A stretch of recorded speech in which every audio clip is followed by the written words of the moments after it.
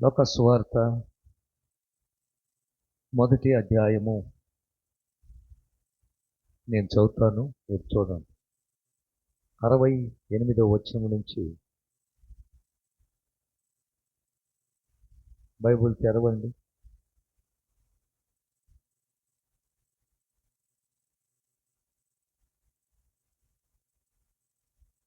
ప్రభు అయిన ఇశ్రాయేలు దేవుడు స్తుతింపబడును గాక. లోక శుభవార్త మొదటి అధ్యాయము 68 నుండి లేక 67 నుంచి చదువుతా బాగుంటుంది. మరియు అతని తండ్రి జకరయ్య పరిశుద్ధాత్మ పూర్ణుడై ఇట్లా ప్రవచించెను. ప్రభు అయిన ఇశ్రాయేలు దేవుడు స్తుతింపబడును గాక.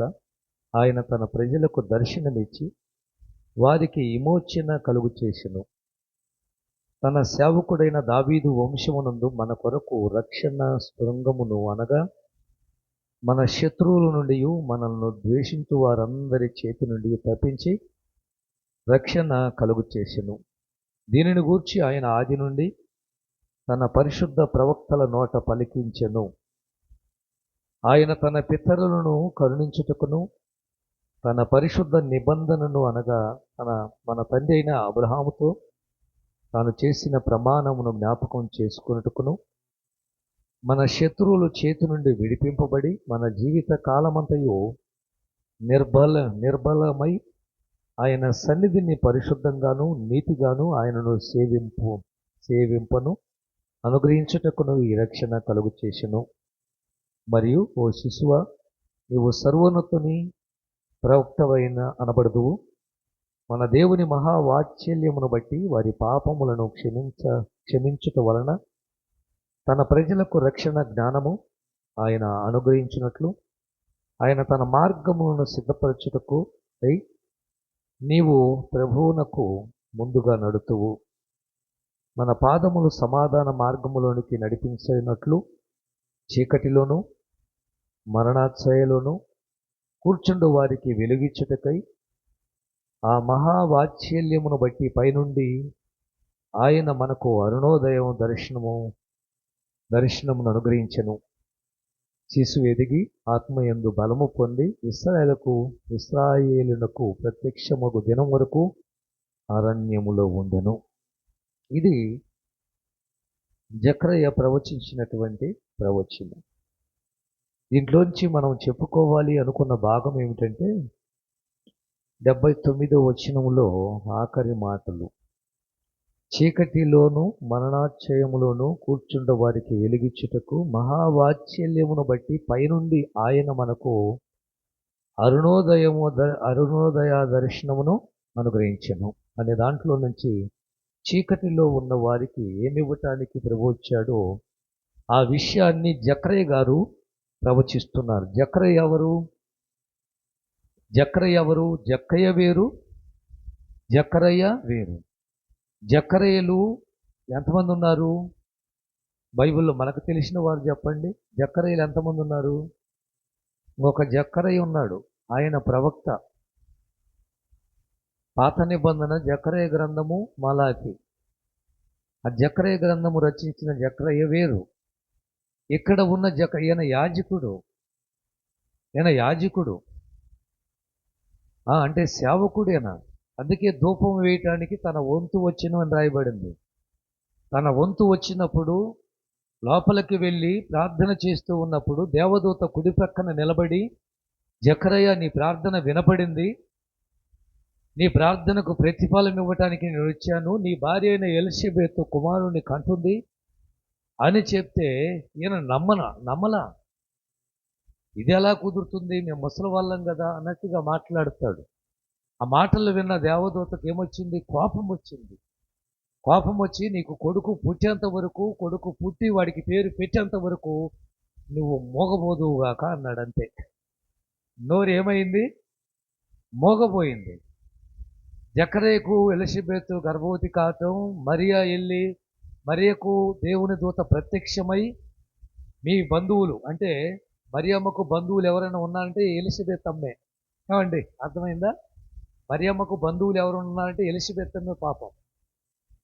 అందుకే ఆయన అంటాడు, ఇది మరియా ఇది ఎలా జరుగును అంటే ఆయన చెప్పే ముందు అంటాడు, మీ బంధువురాలైన ఎలిషబెత్ కూడా ఇప్పుడు 6వ మాసం గర్భవతిగా ఉందంటాడు. అర్థమైందా? అందుకే అప్పుడు మరియా ఎలిషబెత్ దగ్గరికి వెళ్ళటం మనం చూస్తాం. ప్రియమైన దేవుని బిడ్డలారా, అక్కడికి వెళ్ళి వందన వచనాలు చెప్పినప్పుడు కడుపులో ఉన్న శిశువు ఏం చేశాడు? గంతులేశాడు. అయితే జకర్యా చాలా కాలం మూగివాడిగా ఉన్నాడు.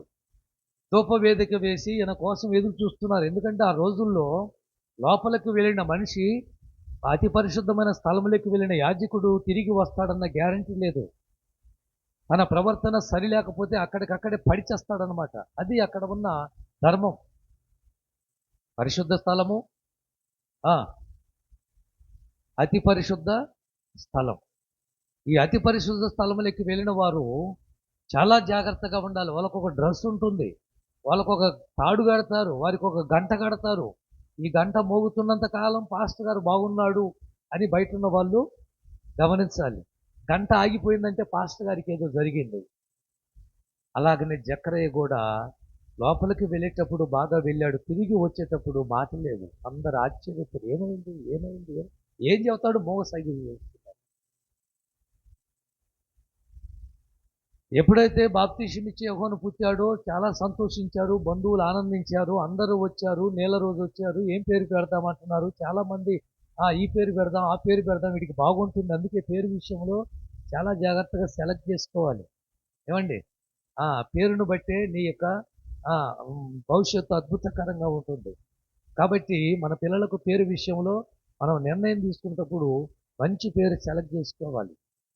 గొప్ప గొప్ప సేవకుల పేర్లు, బైబిల్లో ఉన్నటువంటి యాజకుల పేర్లు, అలాంటి పేర్లు సెలెక్ట్ చేసుకుని పెట్టుకుంటే, ఒక పేరును కలిపి పెట్టుకుంటే బాగుంటుంది. ఆ రోజు అందరూ వచ్చి ఏం పేరు పెడదాం అంటే పలక తీసుకొని రమ్మని పలక మీద రాస్తాడు. ఏమని? యెహోను అని పెట్టండి. ఎందుకు యెహోను అని పెట్టాలి? ఆ రోజు దేవదూత చెప్పాడు ఫలాని పేరు పెట్టాలి. అర్థమైందా? అప్పుడు అందరికి ఈ పేరు మన కులంలో లేదు, మన జాతిలో లేదు, మన బంధువులో లేదు, ఈ పేరు ఎందుకు విచిత్రంగా ఉంది, ఇదేం పేరు అంటారు.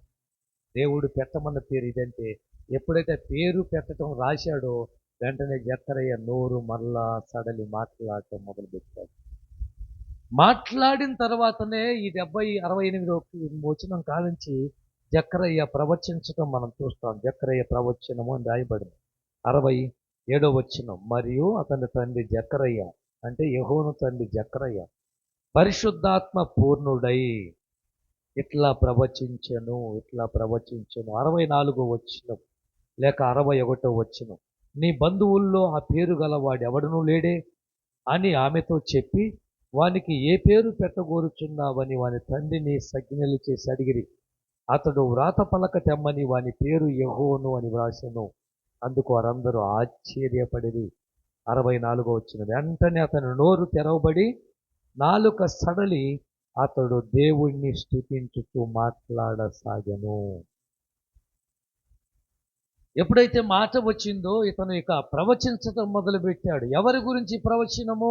ప్రభు అయిన యేసుక్రీస్తు గురించి. చాలా విషయాలు ఇక్కడ మనకు కనిపిస్తాయి. చాలా విషయాలు. ఎన్ని విషయాలంటే తన ప్రజలకు దర్శనమిచ్చి వారిని విమోచన కలుగు చేసెను అంటాడు. తన సేవకుడైన దావీదు వంశమునందు మన కొరకు రక్షణ శృంగమును అనగా అంటాడు. ప్రియమైన దేవుని బిడ్డలారా, చాలా విషయాలు మాట్లాడుకుంటూ కిందకు వచ్చే వరకు అంటాడు.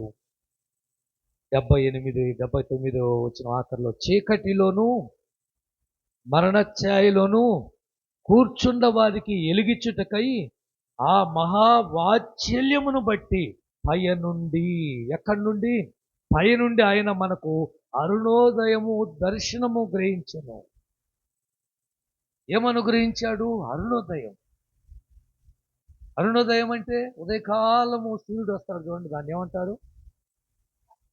ఉదయకాలం వచ్చాడు. ఎవరిని వెలిగించటానికి, ఎవరిని విడిపించటానికి, ఎవరిని విమోచించటానికి, ఎవరికి వెలుగునివ్వటానికి వచ్చా అంటే చీకటిలో ఉన్న వారికి. ఎక్కడి నుంచి వచ్చాడు? పైనుండి వస్తాడని జకర్యా గారు ప్రవచిస్తున్నారు. అప్పటికే మరియా గర్భవతిగా ఉంది. చిన్నగా మనం దాటి 2వ అధ్యాయానికి వెళ్తే, మరియా సత్రములో స్థలము లేనందున పశువుల తొట్టిలో వాడిని పరుండ పెట్టినని 2వ అధ్యాయం మనం చూస్తాం. జనాభా లెక్క కోసము నజరేతు నుంచి బెత్లెహేముకు రావటం మనం చూస్తాం. ప్రియమైన దేవుని బిడ్డలారా, ఈ 2వ అధ్యాయంలో యేసు ప్రభు పుట్టుకను మనం చూస్తాం, గొల్లలు రాకను మనం చూస్తాం. ఏమండి, ఈ 2వ అధ్యాయంలో అద్భుతమైనటువంటి ప్రవచనాలు ఉంటాయి. యేసుక్రీస్తు యొక్క పుట్టుక ఉంటుంది, సున్నతి ఉంటుంది, సిమియోను అనే భక్తుడు కనిపిస్తాడు, అన్న అనే భక్తురాలు కనిపిస్తుంది. వీళ్ళందరూ కూడా క్రిస్మస్ చేసుకున్నటువంటి మనుషులే.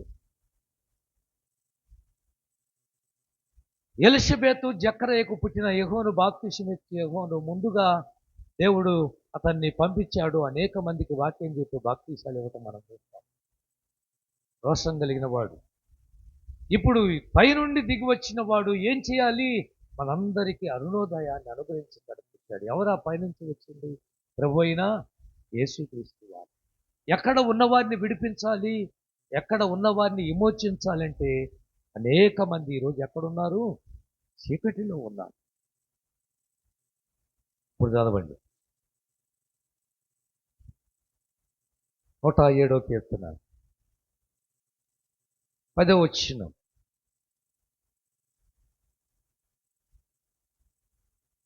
10వ వచనం.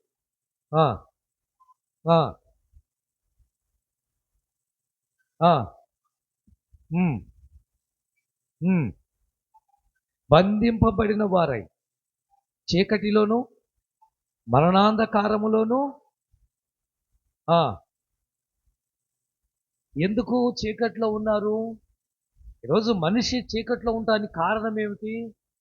చీకటిలో నుంచి వెలుగులోకి ఎందుకు రాలేకపోతున్నాడు? చీకటిని ఎందుకు ప్రేమిస్తున్నాడు అంటే అక్కడ రాయబడిన మాట దేవునికి లోబడక.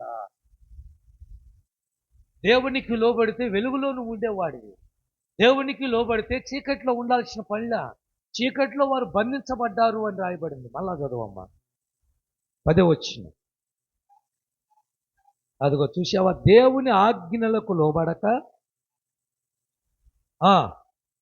చూసావా, దేవుని మాట వినకుండా, లెక్క లేకుండా ఇష్టానుసారంగా తిరుగుతూ, చీకటి అంటే పాపానికి సాదృశ్యము, చీకటి అంటే నాశనం అయిపోవడానికి కారణము, చీకటిలో ఉన్నవారు పాపములో ఉన్నట్టే. ఇలా బ్రతుకుతున్న వారిని గురించి మాట్లాడుతున్నారు. వాళ్ళు చీకటిలో ఉండడానికి కారణం ఏమిటి? దేవుని మాటను తృణీకరించారు, దేవునికి లోబట్టలేదు కాబట్టి వెలుగులోకి వాళ్ళు రాలేకపోతున్నారు. ఆ రోజు ఆదిలో దేవుడు భూమి ఆకాశమును సృజించినప్పుడు ఆయన మొట్టమొదటిగా చేసిన పని ఏమిటో తెలుసా? ఏం చేశాడు? చీకటిని వెలుగుని ఏం చేశాడు? ఏరుపరిచి. 4వ వచనం, ఆదికాండం 1వ అధ్యాయం 4వ వచనం.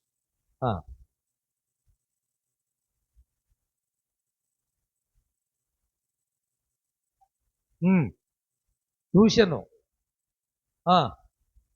అది చూసావా? చీకటికి వెలుగుకు ఎలా కుదురుద్దండి? చీకటికి వెలుగుకు ఎలా పొత్తు? విశ్వాసికి అవిశ్వాసికి ఎలా జోడు కుదురుతుంది? దేవుణ్ణి ఎరగని వారికి, దేవుణ్ణి నమ్మని వారికి, దేవుణ్ణి తెలుసుకున్న వారికి సావాసం ఎలా కుదురుతుంది? రోజున స్నేహం ఎలా కుదురుతుంది? కుదరదు.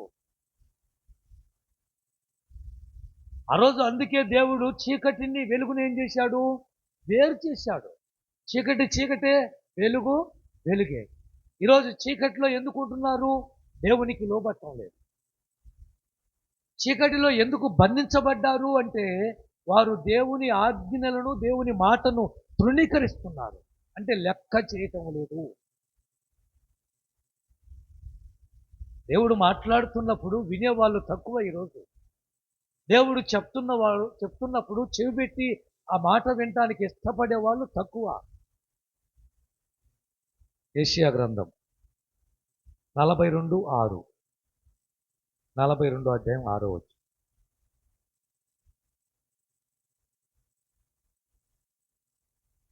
యెషయా గ్రంథం 42వ అధ్యాయం 6వ వచనం.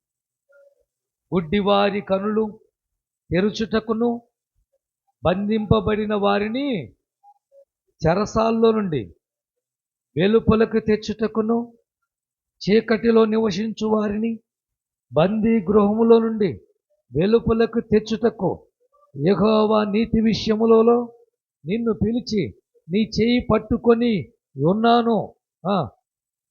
నిన్ను కాపాడి ప్రజల కొరకు నిబంధనగా అన్యజనులకు వెలుగుగాను నిన్ను నియమించి ఉన్నాను. యేసు ప్రభువుని ఏం చేశాడు అంటే అన్యజనులకు వెలుగుగా మార్చాడు. చీకటిలో ఉన్న వారిని విడిపించటానికి తన కుమారుడిని పంపించాడు.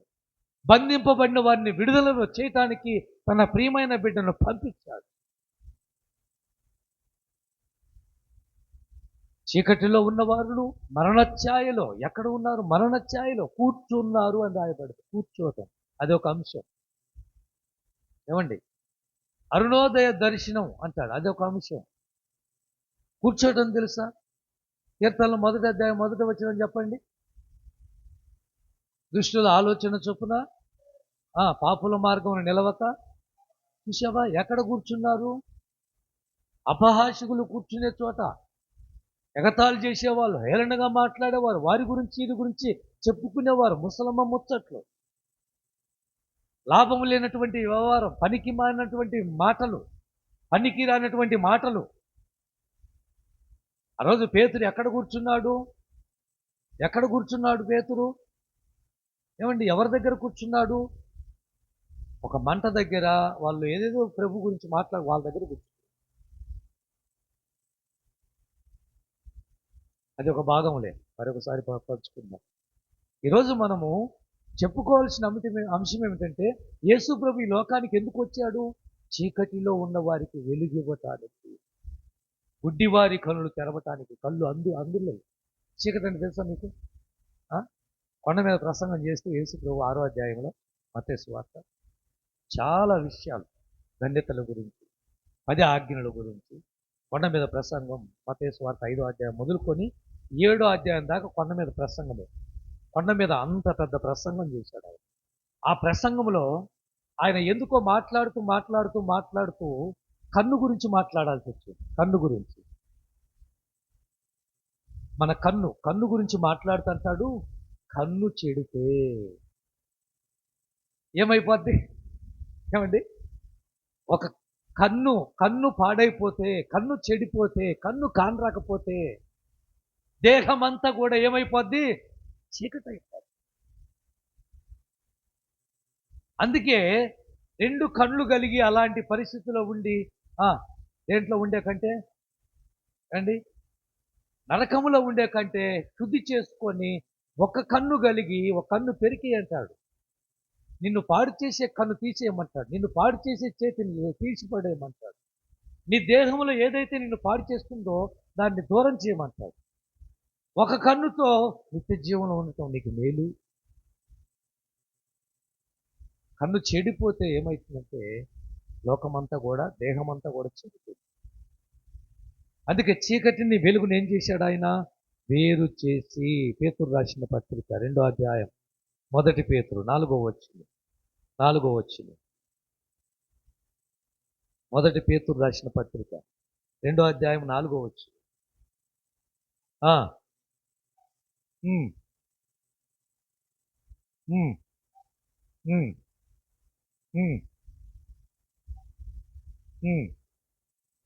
యేసుక్రీస్తు ద్వారా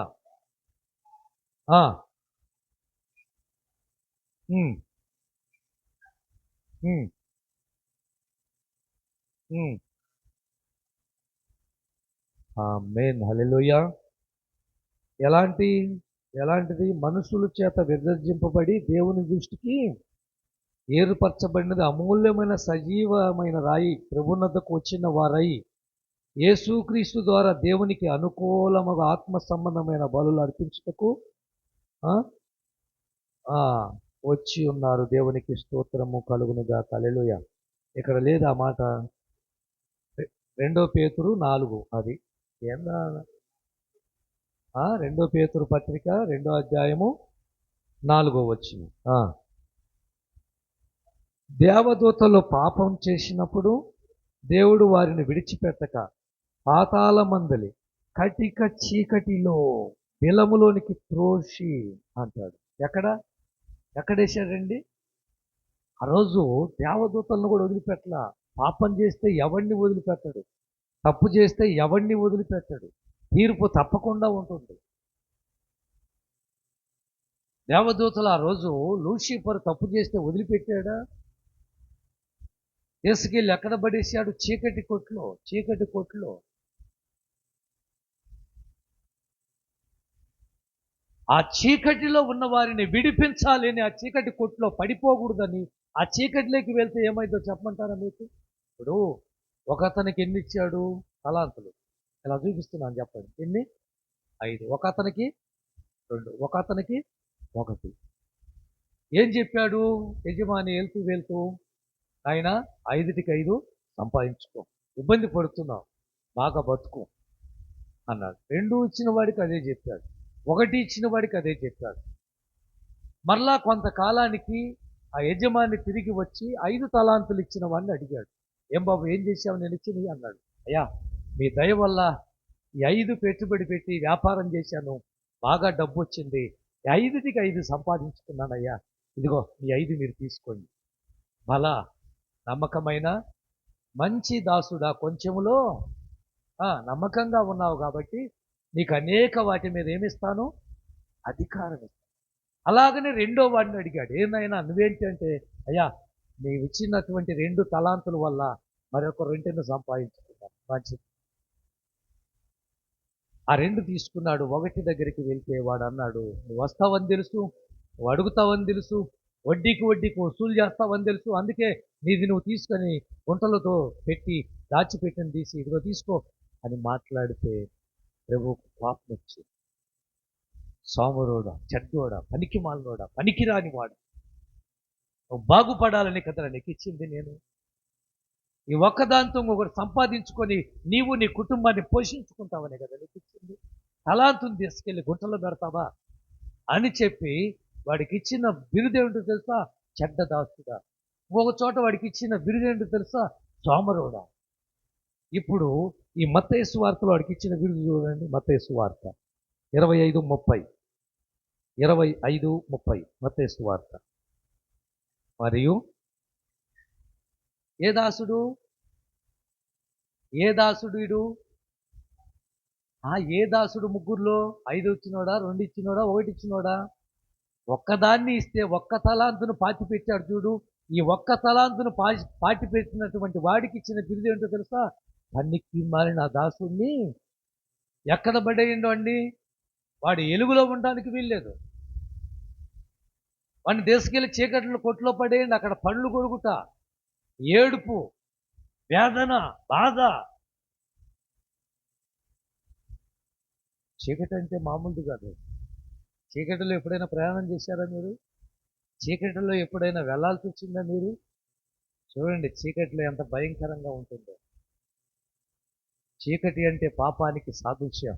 పనికి మాలిన వాడిడో, పనికి రాని వాడిడో, వాడికిచ్చినటువంటి దాన్ని వాడుకోలేని వాడు, వాడికిచ్చిన సమయాన్ని సద్వినియోగం చేసుకొని వాడు, వాడికిచ్చిన అవకాశాన్ని వాడు వాడుకొని చేతగాలేదు కాబట్టి వీడిని ఎక్కడేయండి? చీకటి కొట్లు. ఈరోజు ఎంతోమంది మనం చూస్తాం. దేవుడు మంచి వరాలు నీకు ఇచ్చాడు, మంచి తలాంతులు నీకు ఇచ్చాడు, మంచి అవకాశాలు నీకు ఇచ్చాడు. దేవుడు పైనుంచి దిగి వచ్చి వరాలు కురిపించాడు. దేవుడు ఆకాశం నుంచి దిగి వచ్చి నిధులను పంపించడు. నీకేమిస్తాడో తెలుసా? అవకాశాలు ఇస్తాడు. ఇటు వెళ్ళు నాయనా, ఈ అవకాశాన్ని వాడుకో అని అంటాడు. అవకాశాలను వాడుకొని బాగుపడిన వాళ్ళు ఉన్నారు. వచ్చిన అవకాశాన్ని దార విడుచుకొని అక్కడే ఉన్నవారు కూడా ఉన్నారు. అయితే ఇద్దరేమో బాగుపడ్డాడు, వీడేమయ్యాడు? పనికి మాలిన వాడిగా తయారయ్యాడు, చెడ్డవాడిగా తయారయ్యాడు, సోమరివాడిగా తయారయ్యాడు. ఈ పనికి మాలిన వాడిని తీసుకెళ్ళి ఎక్కడ పడేయాలి?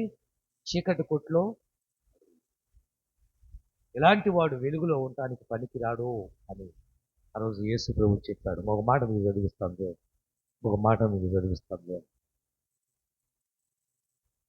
91వ కీర్తన 6వ వచనం. 91వ కీర్తన 6వ వచనం. ఏముంది చీకట్లో? చీకట్లో ఏముంటుంది? కన్ను చెడిపోతే దేహం ఏమైద్ది? చెప్పండి. కన్ను చెడిపోతే దేహం ఏమైద్ది? తలాంతును దాచిపెట్టి ఇచ్చిన అవకాశాన్ని వాడుకోనోడు ఎక్కడ పడతాడు? చెప్పండి. చీకట్లో పడతాడు. ఇప్పుడు చీకట్లో ఏముంది? చీకట్లో సంచరించు తెగులు తెగులు తెగులు. చూశారా? ఆకాశ మండలం నుంచి కొన్ని దురాత్మలు దిగేది ఎప్పుడో తెలుసా? అర్ధరాత్రి కాడ. ఎప్పుడండి ఉంది అక్కడ ఆకాశ మనం దురాత్మ సమూహం. పిల్లలు అర్ధరాత్రులు ఏడుస్తూ ఉంటారు. కారణం ఏంటి? దురాత్మలు. వాళ్ళని ఏడిపించే ఆత్మలు అంటాయి బైబిల్. ఏడిపించే ఆత్మలు, బలహీనపరిచే ఆత్మలు, బాధ పెట్టే ఆత్మలు, ఆరోగ్యం లేకుండా చేసే ఆత్మలు.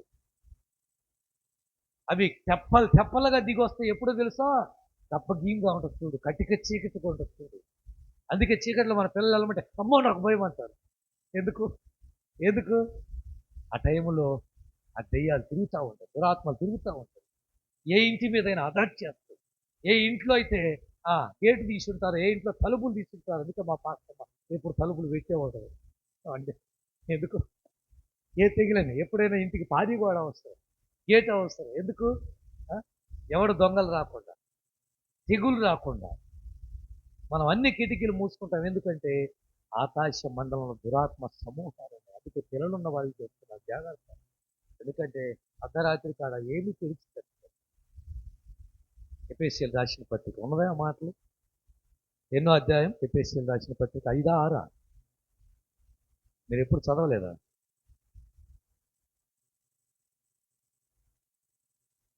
6వ అధ్యాయం ఎన్నో వచ్చింది?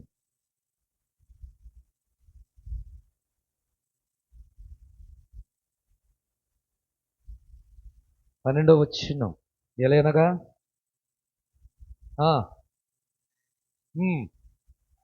కాదు కానీ అధికారులతోనూ ప్రస్తుత అంధకార సంబంధులకు లోకనాథులతోనూ ఆకాశ మండలమందున్న దురాత్మ సమూహములతో పోరాడుతున్నాము. చూసావా? ఎక్కడున్నాయి దురాత్మలన్నీ?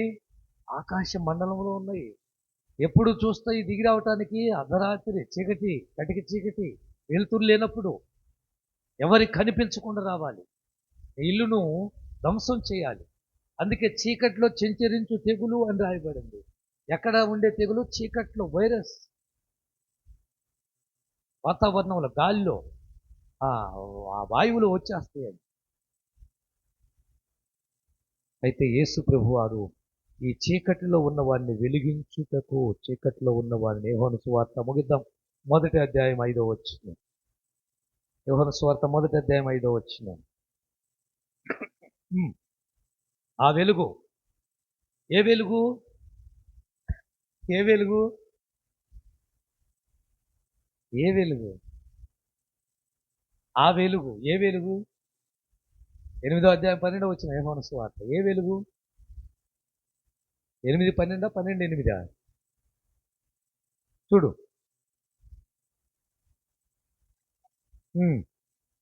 అదుగో ఏ వెలుగు?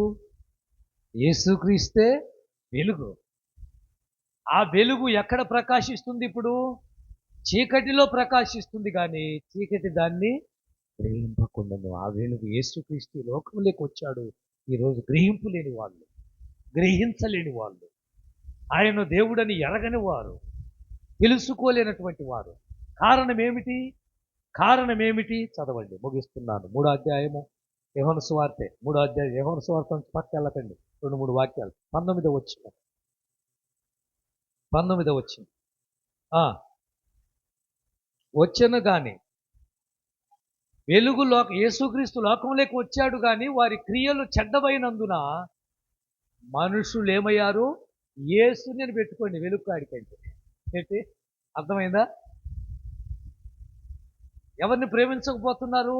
యేసును వారు ఎందుకు వెలుగులోకి రాలేకపోతున్నారు? ఎందుకు మందిరంలోకి రాలేకపోతున్నారు? ఎందుకు యేసును అంగీకరించలేకపోతున్నారు? ఎందుకు యేసును నమ్ముకోలేకపోతున్నారు? ఎందుకని యేసును సొంత రక్షకుడుగా చేర్చుకోలేకపోతున్నారంటే వారి క్రియలు ఏమైనాయి? చెడ్డమైనందున వెలుగులోకి రాలేకపోతున్నారు. చీకటిలో వారు బంధించబడ్డారు. ఈ చీకటిలో బంధించిన వారిని విడిపించడానికి యేసు వచ్చాడు. ఇప్పుడు ఇందాక చదివిన భాగం 8వ అధ్యాయం 12వ వచనం యోహాను సువార్త.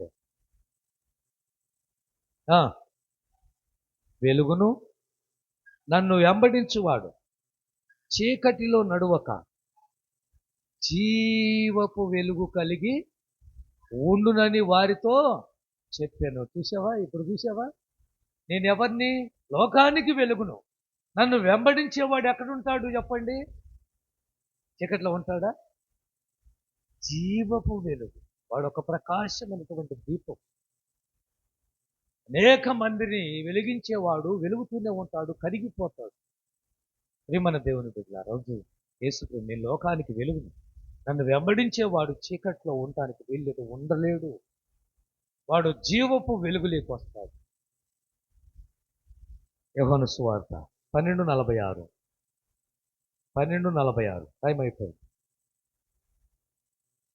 12:46. ప్రతివాడు, మళ్ళా చదువు, ప్రతివాడు నిలిచి ఉండకుండానట్లు. ఎలా వచ్చాను ఇప్పుడు చెప్పండి? యేసు ప్రభు ఈ లోకానికి ఎలా వచ్చాడు? వెలుగు. వెలుగు ఒక ఒక సూర్యుడు వలె, ఒక కాంతి.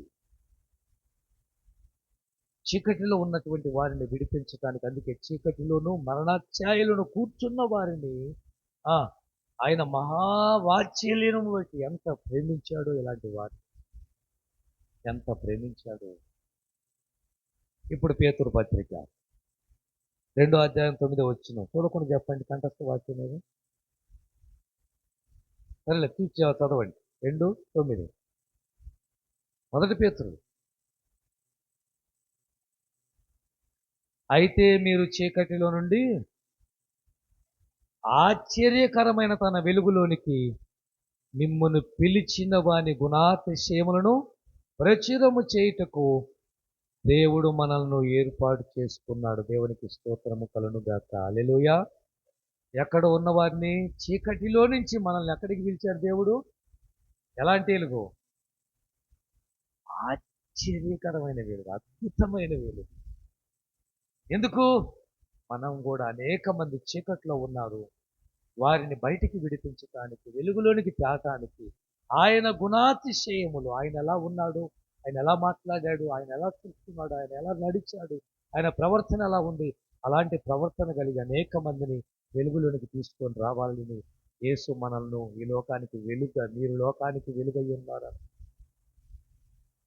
మనం ఏమైనా లోకానికి.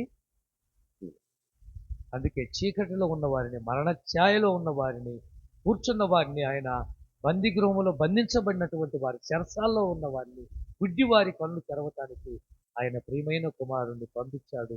అభిషక్తుడిగా యేసుగా వచ్చాడు, ఈ లోకానికి వెలుగుగా వచ్చాడు, ప్రపంచాన్ని వెలిగించాడు.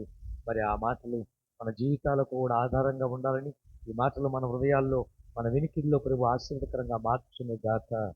ప్రార్థన. ప్రేమ కలిగిన మా తండ్రి, వాక్యం మా జీవితాలకు, మా కుటుంబాలకు, మా బిడ్డలకు, మా సంఘానికి, మా ప్రజలకు ఆశీర్వదకరంగా మార్చమని యేసు నామమున ప్రార్థిస్తున్నాము తండ్రి. ఆమేన్.